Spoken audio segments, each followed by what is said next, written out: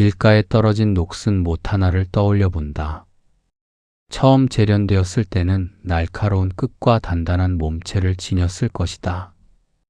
그러나 비바람에 방치되고 쓸모를 잃어버린 못은 형태만 남은 채 붉게 부식되어 간다.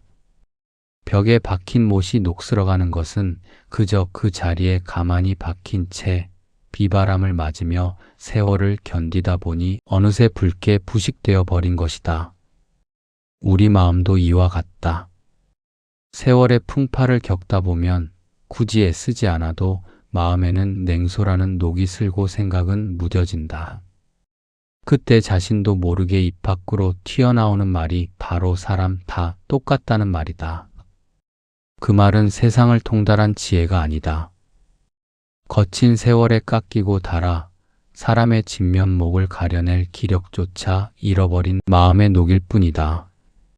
내 마음이 녹슬어 모든 것이 희미해졌는데 그것을 세상의 진리라고 믿으며 사는 것만큼 서글픈 노년은 없다. 오늘 우리는 그 마음의 녹을 닦아내고 다시금 맑은 눈으로 사람과 삶을 마주하는 법을 나누고자 한다. 자신을 다듬지 않는 사람은 결국 삶의 주인공이 아니라 세월에 떠밀려가는 구경꾼으로 남게 된다. 오늘 우리는 그 무뎌진 마음을 다시 날카롭게 세우는 법을 이야기하려 한다. 사람의 인생 또한 이와 다르지 않다. 사람이 나이 들어 가장 먼저 추해지는 순간은 언제인가? 깊게 패인 미간의 주름도 아니요, 낡아버린 옷차림도 아니다. 세월에 밀려난 자리가 좁아졌다고 해서 사람이 추해지지는 않는다. 진정으로 추해지는 것은 세상을 향한 질문이 닳아 없어지는 순간이다. 마치 모든 문을 열 수 있다고 착각하는 뭉툭하게 닳아버린 가짜 열쇠를 손에 쥔 채 더 이상 문을 열어보려 하지 않는 태도 말이다. 그 태도는 대개 이런 말로 시작된다. 사람 다 똑같아. 살아보니 다 거기서 거기더라. 이 말은 지혜가 아니다. 더 이상 관찰하지 않겠다는 게으름의 선언이자 타인의 고유한 색채를 지워버리는 무책임한 낙인이다. 다 똑같다는 말 뒤에 숨는 순간 당신의 영혼은 성장을 멈춘 박제가 된다. 혹시 당신도 모르는 사이에 이 말을 방패처럼 휘두르고 있지는 않은가? 상대의 눈을 바라보기보다 내가 미리 정해둔 틀 속에 그를 가두고 있지는 않은가? 왜 어떤 이는 나이가 들수록 산사의 종소리처럼 맑고 긴 여운을 남기고 왜 어떤 이는 입을 뗄 때마다 주변의 공기를 탁하게 만드는가? 그 차이는 대단한 성취에 있지 않다. 눈앞의 존재를 오롯이 존재하는 하나로 보느냐 아니면 흔해 빠진 전부로 묶어버리느냐 하는 마음의 결에 있다. 이 이야기는 누군가의 잘못을 들추기 위함이 아니다. 다만 내 마음의 열쇠가 세상을 열기에 너무 뭉툭해지지는 않았는지 오래된 서랍을 정리하듯 담담히 살펴보려는 시도다.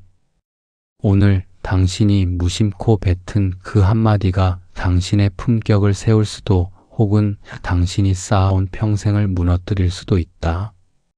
우리는 이제 생기를 잃고 굳어버린 그 말들의 실체를 들여다보려 한다. 겨울숲을 걷다 보면 발치에 채이는 마른 잎들을 본다. 그들은 한때 제각기 다른 빛깔로 태양을 머금었고 저마다의 결로 바람을 맞이했다. 그러나 생명을 다해 땅으로 돌아가는 순간 그들은 그저 낙엽이라는 하나의 이름으로 짓밟힌다. 개별성을 잃고 덩어리가 된 풍경은 평온해 보일지 모르나 그 안에는 더 이상의 생동이 없다. 사람의 언어에도 이처럼 생명을 지우는 말이 있다. 살면서 겪은 수많은 배신과 눈물, 기쁨과 환희를 단 몇 글자로 으깨버리는 말이다. 사람 다 똑같아. 남자 다 그래. 여자라고 다를 것 같니? 어차피 사람은 안 변해. 우리는 이 문장들을 흔히 세상의 이치를 깨달은 자의 통찰이라 착각한다. 산전수전을 다 겪은 노련한 이가 건네는 충고처럼 들리기도 한다. 하지만 이 말은 통찰이 아니라 사고의 폭이다. 타인의 복잡한 내면을 들여다보기 귀찮아진 마음이 만들어낸 가장 게으른 결론이다. 생각해보라. 길가에 핀 꽃 한 송이도 아침 이슬을 머금었을 때와 노을을 등졌을 때의 빛깔이 다르다. 하물며 수십 년의 세월을 견뎌온 한 사람의 우주가 어떻게 남과 똑같을 수 있겠는가? 그럼에도 다 똑같다고 말하는 것은 상대를 한 인격체로 대우하기를 멈추겠다는 선언과도 같다. 이 문장은 관계의 실패 뒤에 독버섯처럼 피어난다. 믿었던 이에게 상처받았을 때, 공들였던 사업이 무너졌을 때, 우리는 스스로를 보호하기 위해 이 말을 꺼낸다. 그 사람이 나빠서가 아니라 원래 사람이 다 그런 것이니 내 잘못이 아니라는 비겁한 위안을 삼는 것이다. 그러나 이 위안은 대가가 크다. 상대를 포기하는 순간 나 자신의 성장도 그 자리에서 멈추기 때문이다. 모든 남자가 똑같고 모든 여자가 똑같다면 우리가 새로운 인연을 맺고 덕을 쌓아야 할 이유는 어디에 있는가? 어차피 변하지 않을 세상이라면 오늘을 정성스럽게 살아야 할 명분은 어디서 찾을 것인가? 생각을 멈춘 사람의 언어는 딱딱하게 굳어버린 시멘트와 같다. 그 위에는 어떤 꽃도 피지 못하고 어떤 물줄기도 스며들지 못한다. 나이가 들어 얼굴에 깊어지는 주름보다 무서운 것은 마음의 눈을 감아버리고 모든 존재를 무채색으로 칠해버리는 이 오만한 단정이다. 사람 다 똑같다는 말을 입에 올리는 순간 당신은 이미 타인을 배려할 기회를 잃는다. 그 말은 상대의 진심을 난도질하고 당신을 향해 열려있던 마음의 문을 굳게 닫아걸게 만든다. 결국 남는 것은 세상에 대한 냉소와 누구도 곁에 두지 못하는 고립된 자아뿐이다. 우리는 진정으로 사람을 보고 있는가? 아니면 내가 만든 낡은 틀을 보고 있는가? 품격 있는 어른의 언어는 똑같음이 아니라 다름을 발견하는 데서 시작된다. 어느 목수가 평생을 바쳐 집을 짓다가 어느 날부터 모든 나무를 똑같은 길이로 자르기 시작했다고 가정해보자. 대들보로 쓰일 억센 소나무도 문갑을 만들 부드러운 오동나무도 그는 어차피 나무는 다 똑같은 나무다라며 무심하게 톱질을 한다. 그가 지은 집이 비바람을 견딜리 만무하다. 용도에 맞는 결을 살피지 않은 목수는 더 이상 장인이 아니요 그저 나무를 망치는 자에 불과하다. 인생 또한 이와 같다. 사람 다 똑같다는 말은 단순한 푸념을 넘어 내 삶의 기둥을 스스로 갉아먹는 행위다. 이 말이 위험한 진짜 이유는 그 화살촉이 결국 나 자신을 향하기 때문이다.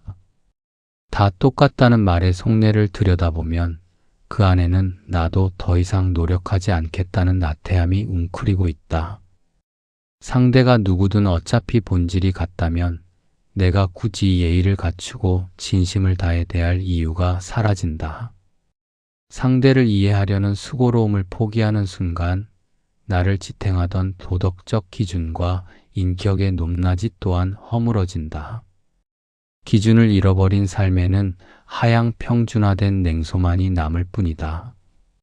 질문을 멈춘 순간 성장은 끝난다. 성숙한 인간은 끊임없이 묻는 자다. 저 사람은 왜 저런 선택을 했을까? 나와 무엇이 다르기에 저토록 평온할까? 라는 질문은 타인을 이해하는 통로이자 나를 비추는 거울이 된다. 그러나 모든 존재를 다 똑같은 것으로 규정해버리면 질문은 사라지고 단정만 남는다. 질문이 사라진 뇌와 가슴에는 이끼가 끼고 그 자리에는 지혜 대신 고집만이 들어앉는다. 인생은 질문하는 힘으로 갈린다.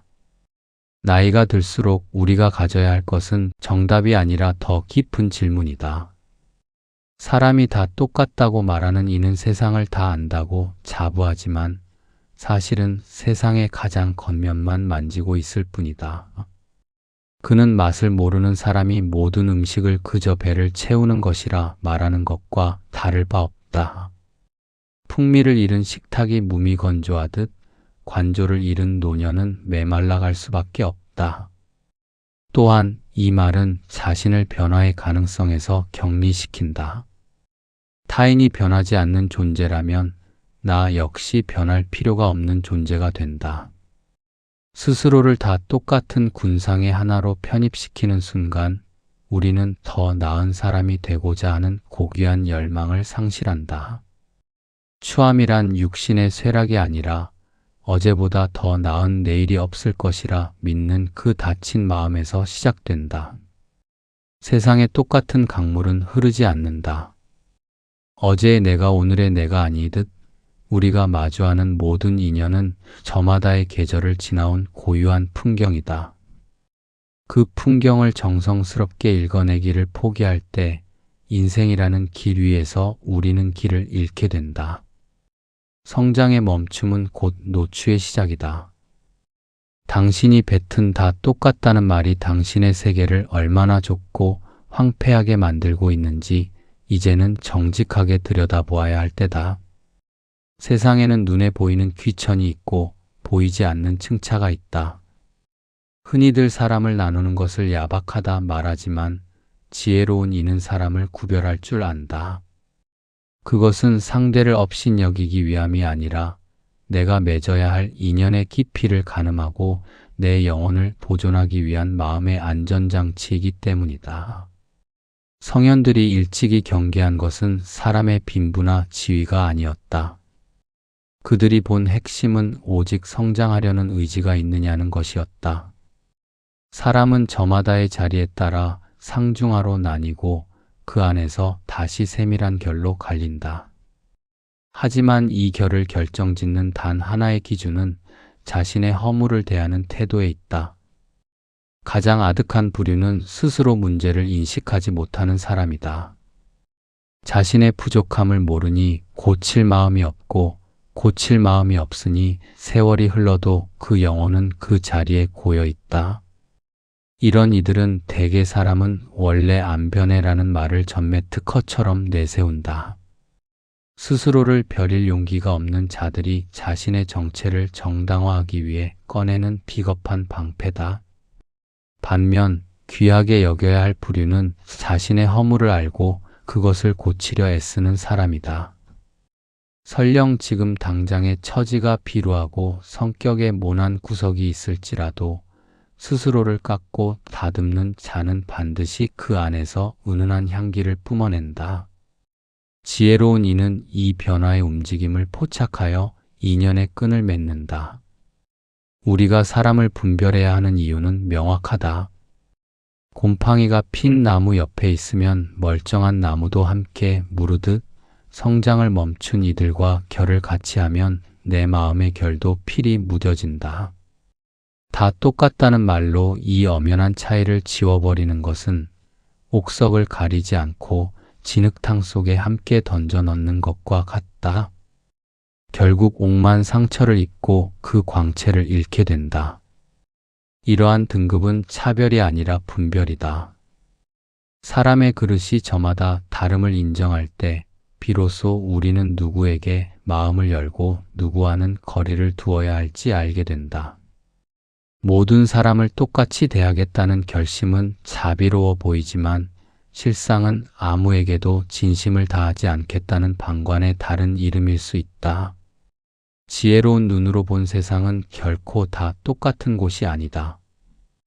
누군가는 메마른 논바닥처럼 갈라진 마음으로 타인을 핥히고 누군가는 깊은 숲처럼 모든 고통을 품어 안으면서도 스스로를 정화한다. 이 깊이의 차이를 읽어내지 못하면 당신의 노년은 잘못된 인연에 휘말려 속절없이 소모될 뿐이다. 당신은 지금 어떤 부류의 사람들과 호흡하고 있는가? 그리고 당신 스스로는 자신의 허물을 씻어내기 위해 질문을 던지는 자인가? 아니면 사람은 다 똑같다는 말 뒤에 숨어 스스로를 닫아버린 자인가?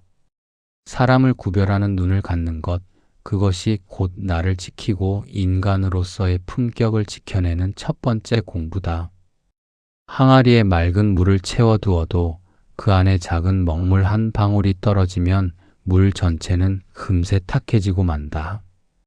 처음에는 아주 작은 점 하나에 불과했으나 시간이 흐를수록 먹물은 소리 없이 번져나가 맑았던 본연의 빛을 지워버린다.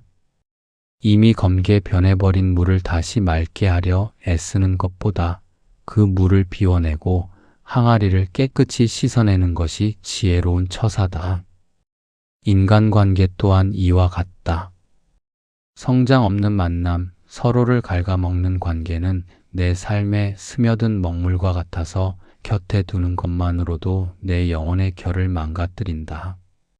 우리는 흔히 의리라는 허울로 혹은 지나온 세월이라는 변명으로 잘못된 관계를 부여잡고 산다. 하지만 기억해야 한다.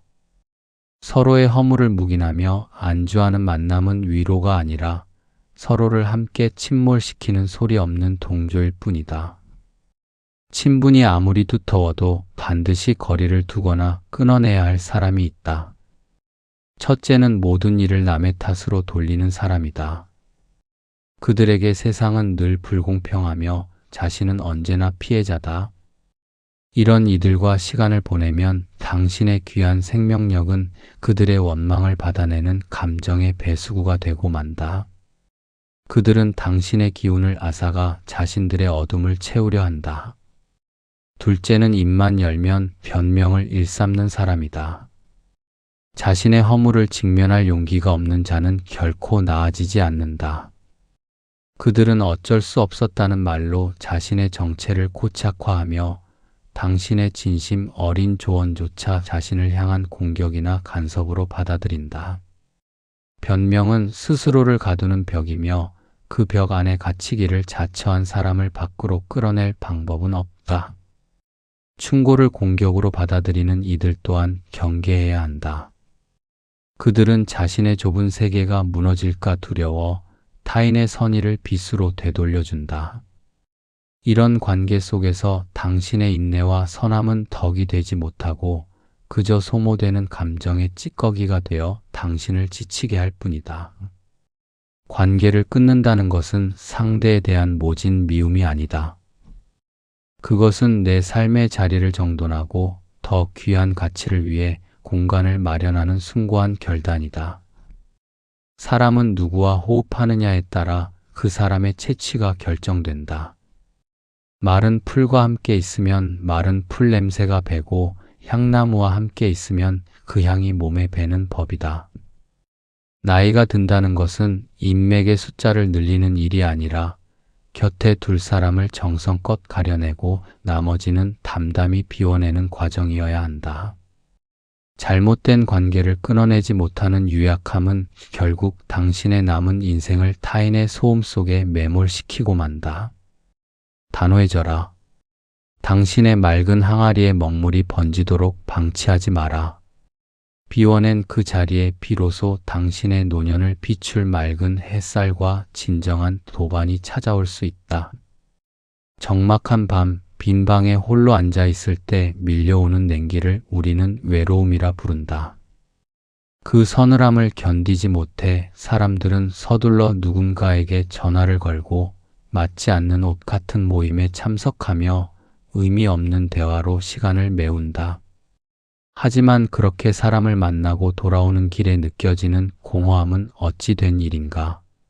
채우려 할수록 더 깊게 파이는 그 구멍은 애초에 사람이 없어서 생긴 것이 아니기 때문이다. 외로움의 정체는 곁에 사람이 없는 상태가 아니라 자기 삶에 몰입할 대상을 잃어버린 상태다. 숲속에 홀로 집을 짓고 살았던 어느 현자는 말했다.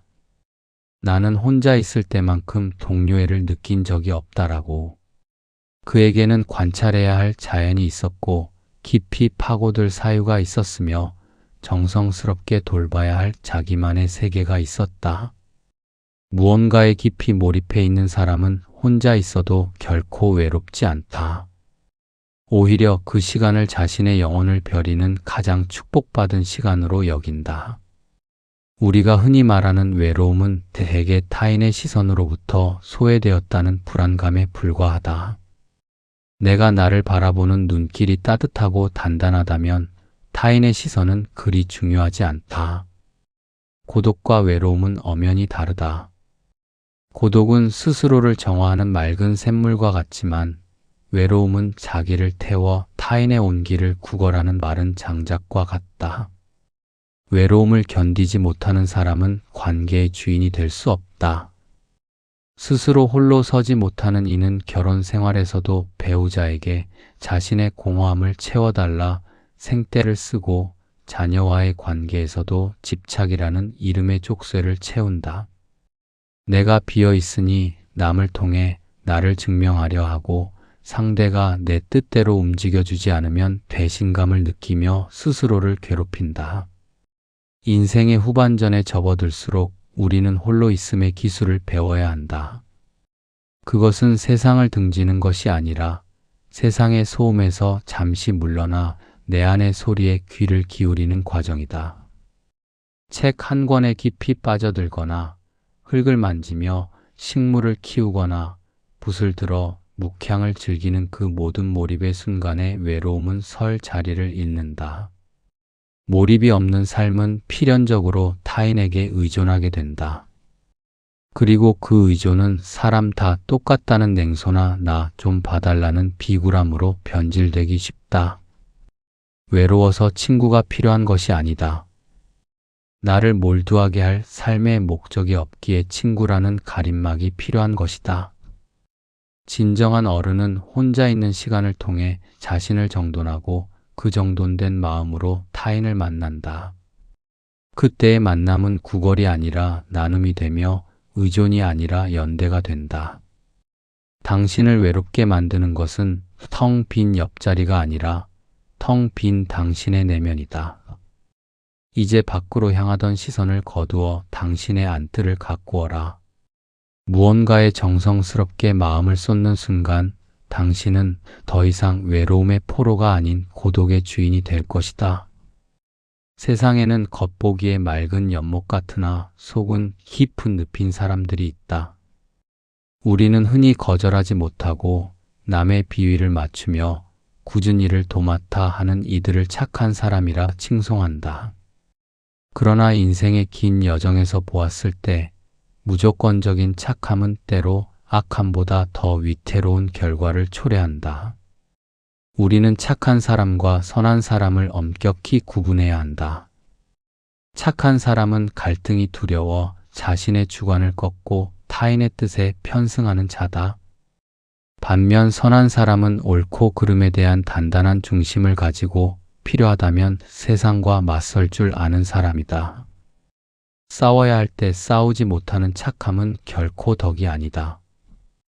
그것은 비겁함의 다른 이름일 뿐이다. 누군가 무례하게 나의 경계를 침범하고 내 소중한 가치를 훼손할 때조차 허허실실 웃으며 넘기는 것은 관용이 아니다. 내가 나를 지키지 못하면 그 피해는 고스란히 내가 지켜야 할 가족과 자식들에게 전가된다. 시니어의 삶을 돌아보라. 평생을 좋은 게 좋은 것이라며 참기만 하며 산 인생이 과연 주변에 복이 되었는가? 부당한 요구를 거절하지 못해 가산을 탕실하거나 자식의 잘못된 행동을 훈계하지 못해 그들의 인성을 망친 사례는 허다하다. 나의 유약한 착함 때문에 사랑하는 이들이 짊어져야 했던 짐은 과연 누구의 책임인가? 진정한 선함에는 서리빨 같은 단호함이 있어야 한다. 물이 너무 맑으면 물고기가 살지 못한다는 말이 있으나 물이 너무 흐물거리면 배조차 띄울 수 없는 법이다. 중심이 없는 배려와 원칙 없는 양보는 상대를 오만하게 만들고 결국 관계를 파탄으로 이끈다. 내가 단단하게 서 있지 않으면 내가 내미는 손길은 도움의 손길이 아니라 함께 물속으로 끌어당기는 자멸의 손길이 된다. 참기만 하며 산 인생이 과연 덕이었는가? 이 질문 앞에 당당할 수 있어야 한다. 참고 인내하는 것은 고귀한 일이나 그것은 대의를 위한 선택이어야지 단순히 갈등을 회피하기 위한 수단이 되어서는 안 된다. 나를 소모시켜 타인의 욕심을 채워주는 삶은 자신에 대한 학대이며 세상을 향한 방임이다. 품격 있는 어른은 아니오라고 말해야 할 때 입술을 굳게 닫거나 고개를 젓는 사람이다. 자신의 영역을 명확히 하고 지켜야 할 가치를 위해 기꺼이 불편함을 감수하는 사람이다. 그런 사람의 선함만이 비로소 타인에게 경외감을 주고 진정한 평화를 유지할 힘을 갖는다. 당신의 착함이 혹시 당신의 영혼을 갉아먹고 주변을 병들게 하는 독이 되고 있지는 않은가? 이제는 착한 사람이기를 포기하고 선한 사람이 되기를 선택하라. 자신의 경계를 지킬 줄 아는 단호함이 뒷받침될 때 당신의 배려는 비로소 보석처럼 빛을 발할 것이다. 깊은 산속의 보석은 스스로 빛을 내지 않는다. 그저 묵묵히 제 자리를 지키고 있을 때 우연히 비친 햇살이 그 결을 드러내어 세상이 그 가치를 알아챌 뿐이다. 반면 길가의 가짜 유리는 햇빛을 억지로 반사하며 요란하게 눈을 찔러대지만 가까이 다가가 보면 이내 그 천박함이 드러난다. 인생의 후반전에서 가장 경계해야 할 소음은 다름 아닌 자식 자랑이다. 모임의 화두가 끊길 때마다 혹은 남의 안부를 묻는 척하며 교묘하게 자식의 성취를 밀어넣는 말들 말이다. 우리 애가 이번에 어디를 갔네, 무엇을 사줬네 하는 말들은 듣는 이의 귀를 피로하게 할 뿐만 아니라 말하는 이의 영혼이 얼마나 빈곤한지를 적나라하게 보여주는 지표가 된다. 날카롭게 통찰해보라. 자식 자랑은 대부분 자기 삶의 공백에서 기인한다. 내가 스스로 일구어낸 현재의 삶이 풍요롭고 내가 몰두하고 있는 나만의 세계가 단단한 사람은 굳이 타인의 성과를 빌려 나를 증명하려 하지 않는다. 자식이 이룬 성취는 자식의 인생일 뿐 그것이 부모의 인격이나 성취가 될 수는 없기 때문이다. 내가 성장하기를 멈춘 부모는 자식의 성과로 자신의 빈 곳을 채우려 든다. 이는 자식을 한 인격체로 보는 것이 아니라 나의 노년을 장식할 화려한 훈장으로 취급하는 행위다. 부모가 자식의 뒤에 숨어 그 광채를 나누어 가지려 할 때 그 부모의 모습은 한없이 작아지고 추해진다. 그것은 자신의 인생이 더 이상 보여줄 것이 없다는 가슴 아픈 고백과 다를 바 없다. 자식은 부모의 입술이 아니라 뒷모습을 보고 배운다. 부모가 자신의 삶을 정성스럽게 가꾸고 끊임없이 배우며 고독을 즐길 줄 아는 모습을 보일 때 자식은 비로소 부모를 경외한다.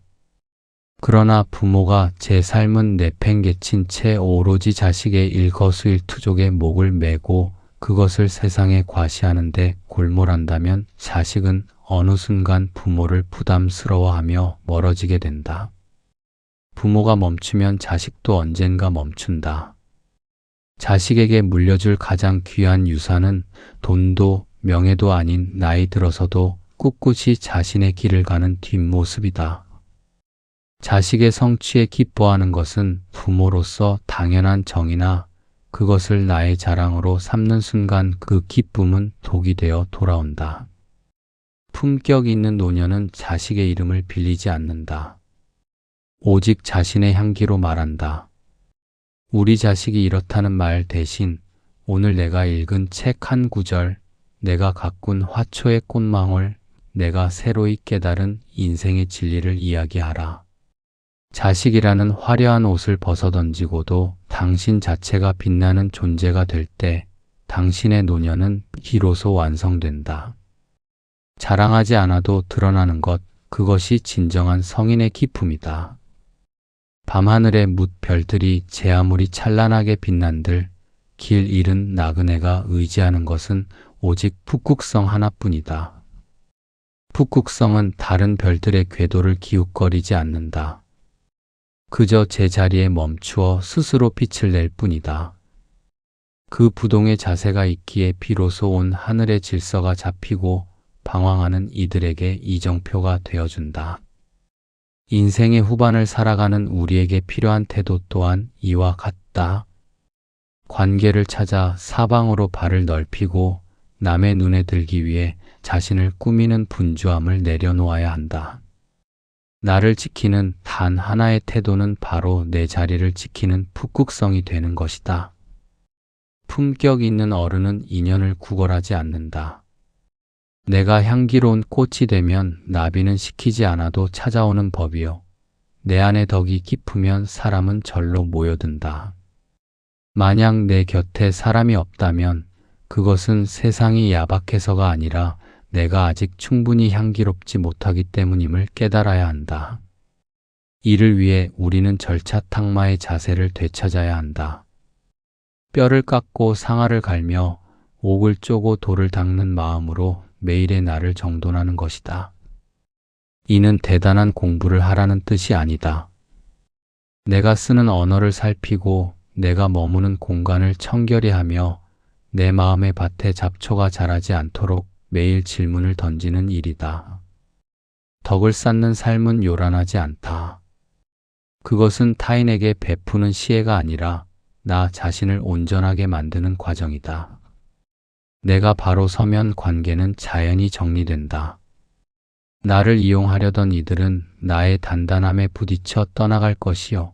나의 결을 알아보는 귀한 인연들은 나의 그늘 아래서 휴식을 취할 것이다. 사람을 쫓아다니지 마라. 당신의 자리를 지켜라. 나이가 들수록 우리가 몰두해야 할 것은 누구를 만날 것인가가 아니라 어떤 사람이 되어 그 자리에 서 있을 것인가이다. 내가 내 삶의 주인으로 당당히 서 있을 때 비로소 자식도 친구도 이웃도 당신을 한 인간으로서 존중하게 된다. 북극성은 외로워 보이지만 결코 고립된 것이 아니다. 그는 우주의 중심에서 가장 고귀한 역할을 수행하고 있다. 당신 또한 당신의 삶이라는 우주에서 북극성이 되어야 한다. 남들이 사람 다 똑같다며 흙탕물에 몸을 던질 때 당신만은 맑은 결을 유지하며 제자리를 지켜라. 그 고요하고도 단호한 태도가 당신의 노년을 추함으로부터 구원하고 진정한 성인의 품격으로 인도할 것이다. 해 저문 강가에 서서 흐르는 물을 바라본다. 물은 어제를 기억하지 않고 내일을 서두르지도 않는다. 다만 제 앞에 놓인 바위를 만나면 돌아가고 웅덩이를 만나면 채운 뒤에야 다시 나아간다. 물에게 있어 가장 비극적인 순간은 가로막힌 장애물이 아니라 스스로 흐르기를 포기하고 굳어버리는 그 찰나일 것이다. 우리는 오늘 인생을 멈추게 만드는 말들에 대해 이야기했다. 사람 다 똑같다는 그 한마디가 어떻게 우리의 영혼에 녹을 입히고 관계의 항아리에 먹물을 떨어뜨리는지 살펴보았다. 하지만 이 이야기가 그대의 가슴에 하나의 정답이나 지침으로 남기를 원치 않는다. 삶은 누군가의 훈수로 교정되는 기계가 아니라 스스로 결을 다듬어가는 예술이기 때문이다. 결국 모든 것은 그대의 마음을 먼저 살피는 데서 시작된다. 입술 밖으로 냉소적인 말이 튀어나오려 할 때, 누군가를 향해 어차피라는 낙인을 찍으려 할 때 잠시 멈추어 그 마음의 뿌리를 들여다보라. 그것은 세상을 향한 통찰인가? 아니면 상처받기 싫어 미리 닫아버린 비겁한 빗장인가? 나이가 든다는 것은 낡아가는 것이 아니다. 오히려 불필요한 것들을 덜어내고 내면의 가장 투명한 본질에 가까워지는 과정이다. 그 본질은 다 똑같다는 무채색의 허무가 아니라 저마다의 고유한 결을 지닌 만물을 경이롭게 바라보는 따뜻한 시선에 있다. 그대 이제는 밖으로 향하던 시끄러운 문장들을 거두고 조용히 자신의 안뜰을 거닐어 보라. 무엇이 그대를 외롭게 하는지, 무엇이 그대를 불안하게 하여 자식의 성취 뒤로 숨게 하는지 담담히 마주해 보라. 그 아픔과 마주하는 용기가 있을 때 비로소 멈추었던 그대의 물줄기는 다시 흐르기 시작한다. 세상은 여전히 수많은 다름으로 가득 차 있고 그대가 마음의 문을 열기만 한다면 오늘 마주친 인연은 어제와 다른 향기를 건넬 것이다. 성급히 결론 내리지 마라. 인생의 품격은 다 안다는 확신이 아니라 아직 모르는 것이 많다는 겸허한 질문 사이에서 피어난다. 그대의 언어가 다시금 생기를 얻기를, 그대의 노년이 멈춰버린 웅덩이가 아닌 바다를 향해 끊임없이 흐르는 맑은 강물이 되기를 빌어본다.